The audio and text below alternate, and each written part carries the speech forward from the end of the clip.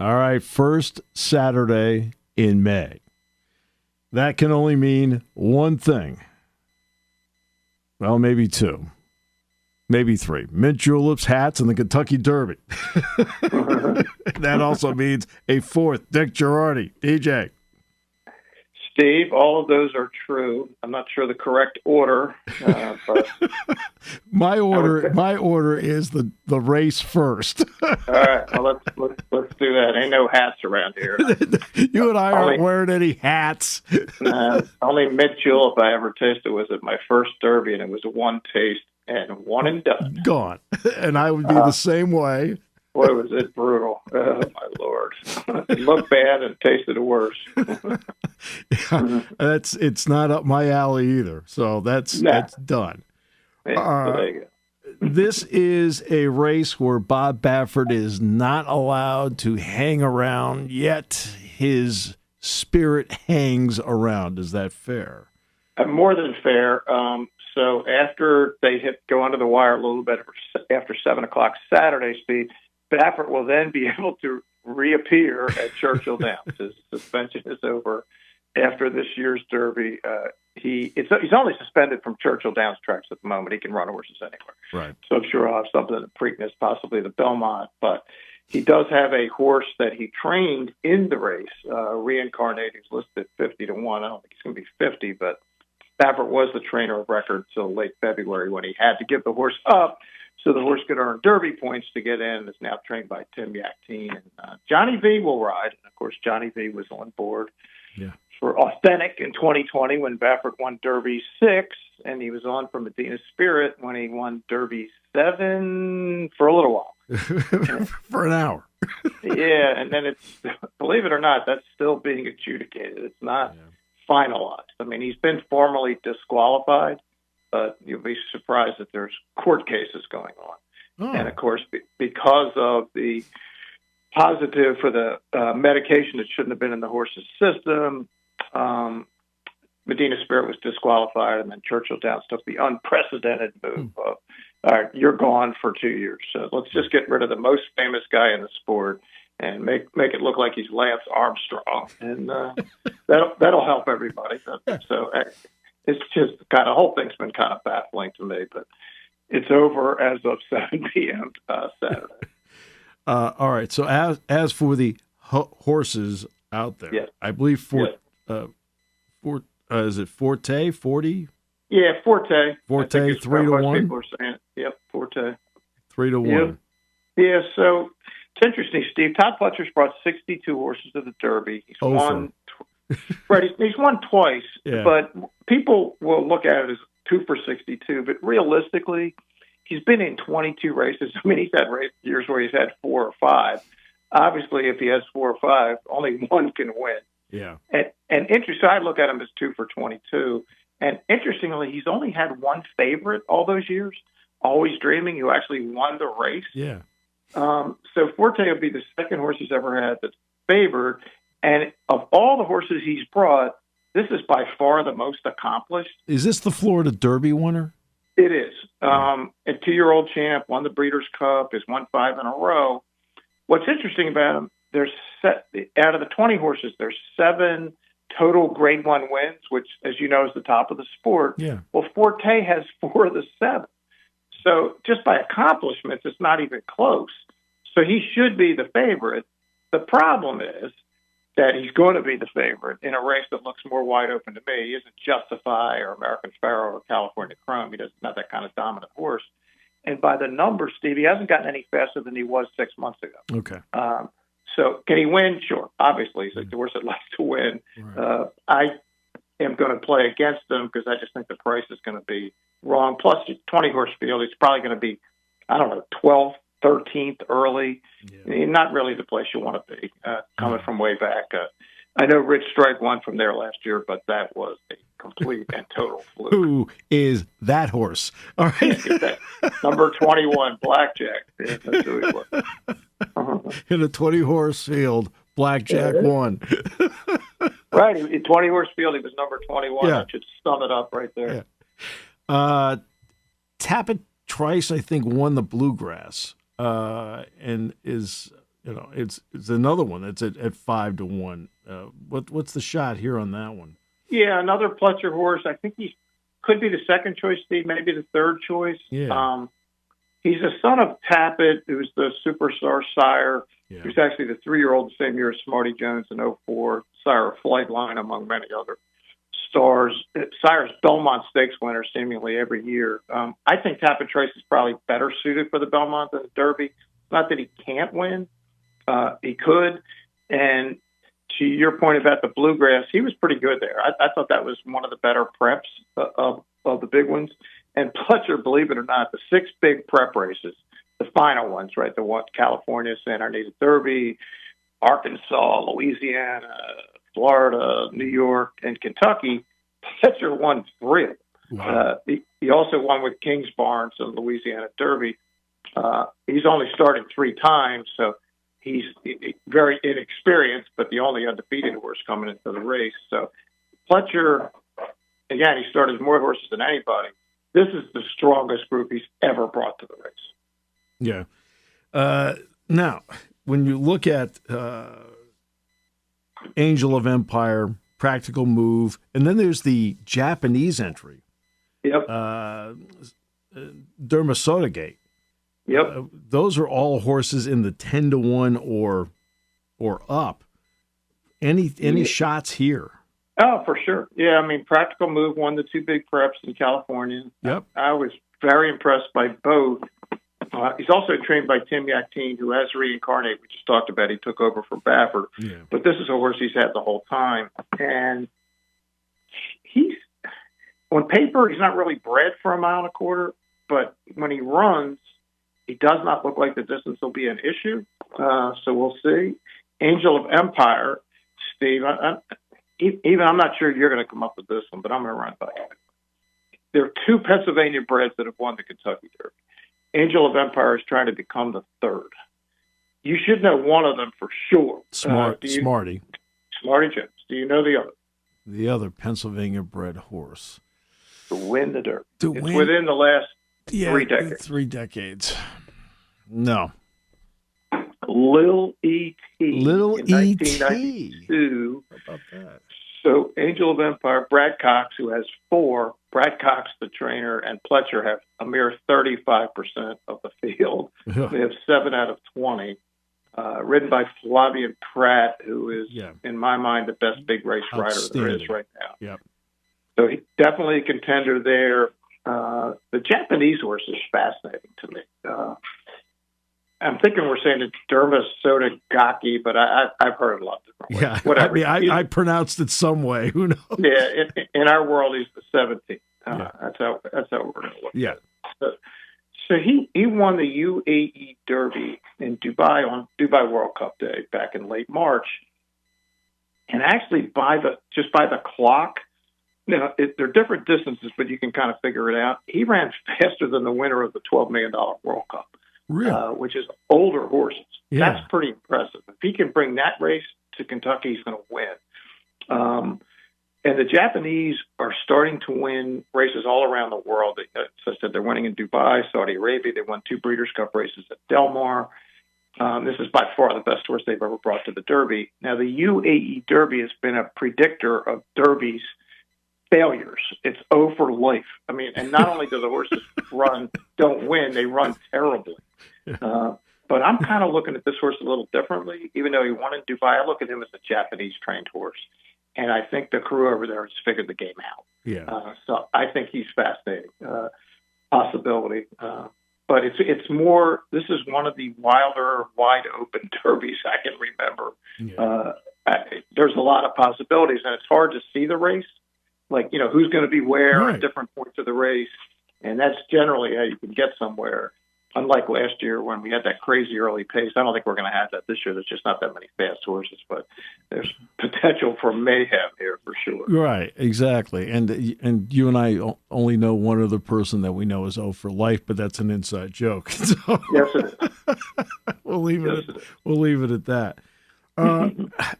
Because it's so wide open, what does this do to the possibility of not long shots but mid shots? Yeah, no, I think to me, if you're going to make a pick here or make a play, I think you're silly to hang with the favorites here, just because. Not that Forte can't win, because he certainly can win. But Forte may fade. He could do a lot of things. I just don't think he's gotten better in 6 months, and that's what you want. That's right. If he had improved from his 2-year-old form, Steve, I would make him a cinch. Yeah, but he just had. So he can win. And if he does win, I'll be thrilled, because that means he'll go to the Preakness in 2 weeks where he can't win, and I'll be able to bet against him as the big favorite, because Pletcher horses never win the Preakness after they win the Derby. That's they run right. back in 2 weeks, and he doesn't do that. Oh, for life. Yeah, he is. I mean, I don't even think he wants to be there, but they make him go because he won the Derby. And, right. His horse is 8-5 and runs 7th. It's great. So I like the 3, 2 Phils. He's he's listed at 12 on the line. I think he's going to be higher than that. He's kind of got a semi-unknown trainer who I'm a big fan of, and a semi-unknown rider who I also like. Comes off a win in the Jeff Ruby Stakes, and not Stakes like a stakes horse race, right. but stakes as in Jeff Ruby, the restaurant out in Louisville and Cincinnati and all other places. Which, by the way, one year the owner, Jeff Ruby, tossed OJ out of the restaurant. Gone. In Louisville. OJ was in for the Derby. That's reason enough to like him. Yeah, he said, no, not today. Not for no stakes for you. But 2 Phils, Steve, I thought it was the best prep of any, and I think people overlook them because it was on a synthetic track. Yeah. And people think, well, he can't really run on the dirt, but I like his dirt races. And most of anything, I like his price. It's a crapshoot, because I can't get a sense of where he's going to be in the race. Yeah. Like, I much prefer Justify or American Pharaoh or California Chrome. They're going to be the top 3. Right. So they can't get in trouble. And this horse could potentially be 5th after a quarter mile. He could be 15th.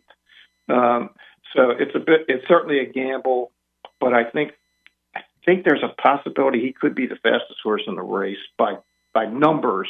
Mm-hmm. So that's my pick. I don't go into it with incredible confidence. Like, I had a lot more confidence in Epicenter last year. Sure. And of course he won the race until he didn't. Right. When that insane 80-1 shot won the race. Right. And I'm going, what? Where did you come? Excuse me. Go Who back. are you? Go back. Right. I'm telling you, that horse was Rosie Ruiz. I think you're probably right. Just jumped in at the quarter pole, came out of the infield. Exactly. Yeah. Where was he the first mile? I didn't see him. Sometimes I look at horses and where they are post position wise and a number that goes with them. Practical Move is 10-1 and in the 10 hole. What do you think of Practical Move? I think he's a contender. It's interesting. The San Antonio Derby, he ends up winning by a nose. Actually beat another Japanese horse, Mandarin Hero, who's on the also eligible list. He needs a couple scratches to get into the race. And the scratches, by the way, have to happen by Friday at 9 a.m. If they don't happen, that's it. It's locked. It's over. And then another horse enters and comes in from the quarter pole and wins the race. That's right. That's exactly right. Yeah. The good news is that he can only run last year. He can't bother us this year. But he ended up winning by a nose, Steve. But it's one of those videos when you keep watching, people go, "Oh, he held on." Well, he never let the horse bind. They keep running after the finish line. Yeah, and I like to look at that just to see who's competitive and who isn't. He's good. He's the best horse in California, and California horses in the Derby have been awesome the last decade. California Chrome, Nyquist, American Pharaoh, Justify, all authentic, all out of Southern California. This year's a little different because the weather was so bad out there. They always have an edge that they don't miss training time like a lot of horses in the East. Right. Well, this year they did miss some, so maybe not as big an edge as other years. But Southern California, I always look there. But I usually looking at Bob Baffert, except he ain't raced this time. Right, exactly. By the way, when Penn State plays UCLA and USC in basketball, is there Santa Anita in our future? I think there's 100% Santa Anita in our future. I think we can find a way. In fact, if they're UCLA, we might even get Mick Cronin to go with us. He loves the track. Perfect. I'm not surprised he'd go. So, hey, what's a shoot around among friends? Hey, why do you have assistant coaches? Exactly. You don't just pick a winner. You go you go with boxes. So throw something into a box for us as to what you think. I'll give you one bomb. Reincarnate. If somehow the 7 is loose in the lead, he becomes dangerous. I don't know if he's quite good enough, Steve, but in that scenario, he's got a chance. Yeah. So he's one. He could be any price. Angel of Empire, the 14 for sure, and 17 Derma Sodagaki. And again, I'm not dismissing Forte at all, but at some point you got to make a few choices. You can't take them all. Yeah, and it's a cluster bomb. I mean, that's the other problem. This more so than other years because it's just so hard to read how the early part of the race is going to go. I can't see it. And you're waiting for, like, what are the jockeys going to do? This would be one of those where you'd really like to have maybe a wiretap on some of the jockeys to find out what they're thinking there. Because jockey intentions will have a lot to do with it, But I do think the most likely horse to be in front is Reincarnate, because I think that's what Johnny V will do. That's how he won on Authentic. That's how he won on Medina Spirit. And that's one place you ain't getting any trouble. Right. I've said this for years. That speed horses take the biggest issue out of the Derby. If you're first, second, or third, you're in a 3-horse field instead of a 20-horse field. Right. If you're 20th or 18th, you got problems. Kentucky Oaks, just very quickly. What Paint and Botanical, I think, are the two favorites in that. It's not as much. I mean, it's still somewhat of a, there's 14 in there right now. Yep. Which is, that's usually the max across the country instead of this, which is 20. I always felt like the Oaks is more predictable because of that. What do you think about the Oaks this year? Yeah, this is the weakest group of 3-year-old fillies in memory. They're all really slow, Steve. I'm keep waiting for somebody to show up. There's a horse named Money's Gold is actually running on the undercard. Okay. Who isn't quite ready for the Oaks. She's the fastest one in the country. She might be faster than the Colts. Right. Keep that name in mind for later in the year. I like Flying Connection to 10. Okay. Coming from the Southwest, New Mexico, Sunland Park, I think will get totally ignored in the wagering. I think there's a chance she could get loose on the lead. And as you know, Steve, there's nothing I like more than loose on the lead. And playing from in front. Yeah, that's. Yeah. And it's not a race I have a strong opinion on. Really, the Derby's kind of the same way. It's not one of those years when I love a horse like California Chrome or Justify, you're going to know about it. Yeah, and I think the trainer, I want to say, is Todd Fincher, who in New Mexico is a big deal. He's Todd Pletcher in New Mexico. He's the man. Yeah. Yeah, so. It's interesting that they have similar sounding names, but he is the heat in New Mexico for sure. And by the way, Wet Paint, which is 5-2, that is Flavian Pratt aboard. That is Pratt, and he's going to have to come. She comes from way back, and again, I'm not a fan. Right. I'm coming from way back. No, everybody loves closers. They love teams coming from 20 points behind, lose by 8. I prefer the horse that was the team that was ahead by 20 and wins by 8. Well, the bottom, what you're counting on when you're doing that is you're counting on everybody in front getting tired. Correct, which often happens, but maybe all but 3 get tired or all but 2. It's just a harder way to win in sports and horse racing. And I learned about sports and horse racing by watching it over the years. Yeah. The horse in front, when they hit the stretch, wins way more than the horse coming from behind. In the 600 to 700 basketball games we've done, how often have you and I referenced play with the lead? Yeah, no, it's huge. And anybody that doesn't think it is, that just doesn't watch enough sports. And everybody loves the late rally. The team, hey, they came from 18 down with 12 to go. That does happen. Just not very often. No, not very often. DJ? You have now helped the masses, I think. Me too. We'll see about that. I know it's a Friday edition, but normally we do have, when we've had him on the show, Tuesdays with Neal. And that, of course, would mean Neal Coolong. I know it's a Friday, sir, but welcome. Great to have you with us. The most impactful Tuesdays with Neal we've seen yet. Because I don't think we've had a Tuesday following a draft that was as high in enjoyment as this one was. And I understand full well the hyperbole that's behind such a statement, but I don't think anybody in the audience that's listened to me would accuse me of being overly optimistic about the Steelers by and large. But even I'll say that draft went better than anyone that I have seen, certainly in my professional lifetime. As somebody who was born after 1974, maybe the best that I've been alive for. And it's all on paper. They're not out there in the field and blah, blah, blah, all that. But, wow, that really could not have gone any better. It's a great day. I think that we're seeing a shift in the recent fortune of the franchise now. I mean, there's a lot of things that need to still come together, but that's a big class. There's a lot of talent in what they brought in. So let's start at the top, Neal, because I thought the order with which they did the top was intelligent, by getting Broderick Jones first, then Joey Porter.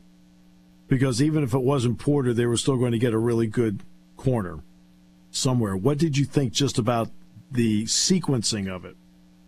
Yeah, as you've heard me say, and I don't want to disparage him, I really didn't think Joey Porter Jr. is worth the 17th overall pick. I'm not surprised he was available at 32. Might be a little bit lower, but really you're splitting hairs at that point. You can't say that a guy isn't worth 27, but he is worth 31. There's kind of a range thing. You look at the middle of the draft. Call it the middle of the draft. I don't think Porter has been worth that to me, in my mind. Jones, on the other hand, definitely would not have gone lower than 14 or 15. Right. That was even maybe a little bit of a slide. With a surprise pick or two ahead of him. But you're looking at a tackle, I mean, just by all given measurements and standards, a guy that was born to play offensive tackle. I mean, he's got the look of the new uber athletic edge defender, edge protector. He's high cut, which is not normal for an offensive lineman, but he's got excellent athletic balance. It's something he hasn't put together yet in pass protection, but he's a mauler in the run game. I mean, he's mean. Getting a guy like him with the enormous upside potential that he has at the price of a fourth-round pick that the Patriots are happy to oblige despite the Jets, who absolutely would have taken him at 15. It really speaks volumes to the awareness I think the Steelers had, not just positionally. If we're going back to Mike Tomlin laughably saying the team didn't have any glaring holes, well, they just traded up to 14 to address one of the non-holes that they have. The awareness of what they had going into this draft, who was available, what they would need to do to get a player of substance for them, and not just sit back and do the cliche, which is what everyone prized Kevin Colbert for doing, but let the draft come to them. They got aggressive, and they went and got a player with all the potential in the world to be a foundational member of this team for a lot of years. And he's got, I dare to say, more potential than any offensive tackle that this team has drafted in my lifetime, for sure.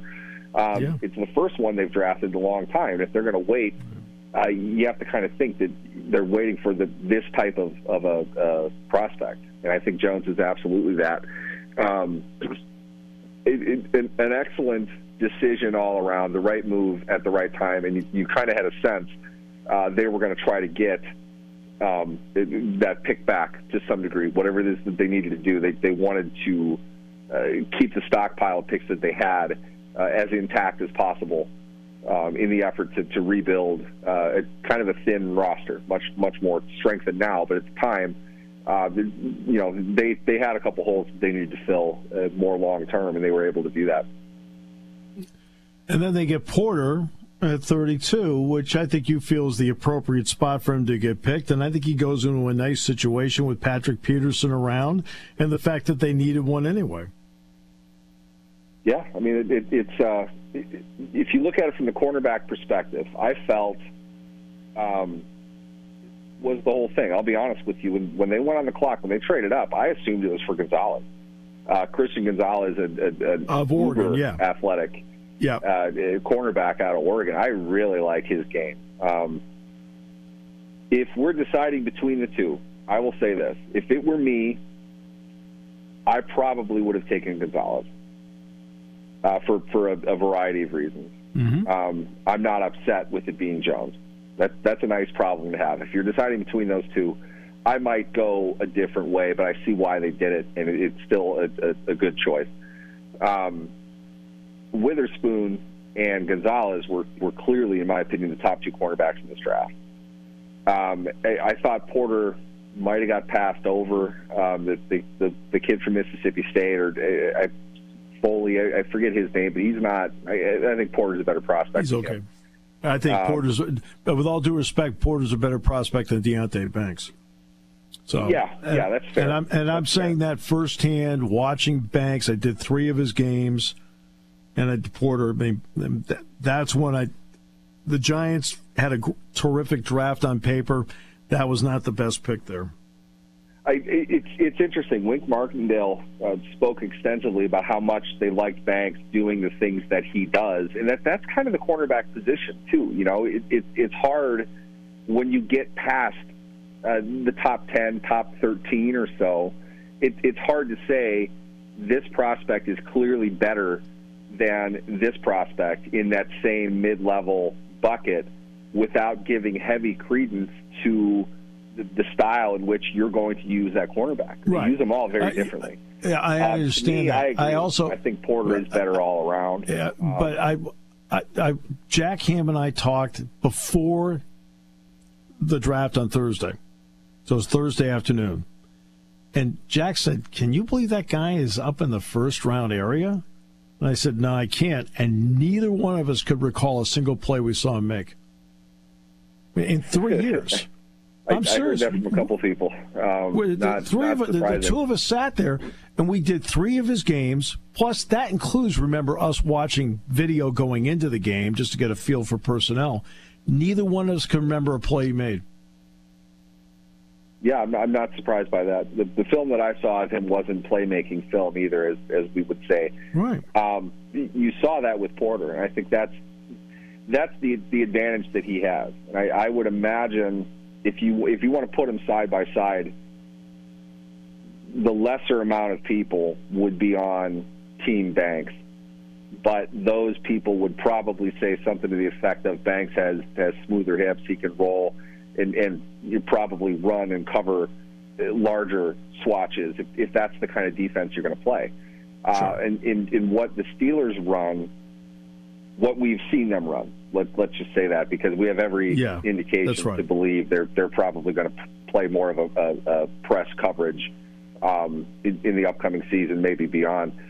For what we have seen them play, Porter fits better, in my opinion, and he gets his hand on the ball more often. Agreed. That's not even a question. So I love the idea that they would take the pure prospect, trade up to get him at 14. We'll never know what they would do at 17.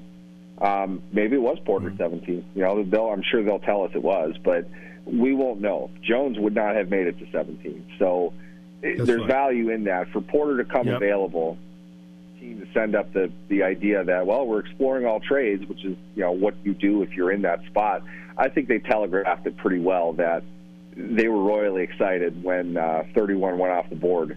The last pick of the first round, knowing that they had control over Porter or somebody trading up a fortune for our buddy Will Levis at the top. That's right. Too. That's right. Which, by the way, I know a lot of people were calling me after that. Will Levis top 5 always kind of made me laugh. I didn't talk to anybody that really thought that was going to be the case. You know, I don't know if anybody saw him fall into the second round, but I'm not surprised by that either. Well, let me tell you this way. When Richardson was picked at 4, and then, let's see, and they took Skoronski at, 7? That sound right? 11. Skoronski The at 11. Titans took him at 11. 11. I knew he wasn't going to be a first-round pick. And the reason is, unless there was a trade, Yep. which one of those teams from 12 to 31 was going to pick a quarterback? Nope. I mean, you have to apply some common sense when you do this.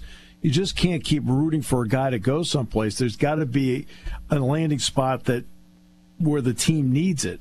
Well, from 12 to 31, nobody needed it, and I think that. Yep. I mean, that's how I looked at it. Yeah, and that's the quarterback market. It's kind of the underside of it that we don't talk about much. It's funny because both of these statements are true. The NFL does not. The NFL has a certain amount of high-level, highly accomplished quarterbacks, and there is a very bleak mid to low range in terms of production and talent. At the same time, though, only 4 or 5 teams on the higher end are going to want to draft a quarterback going into any draft.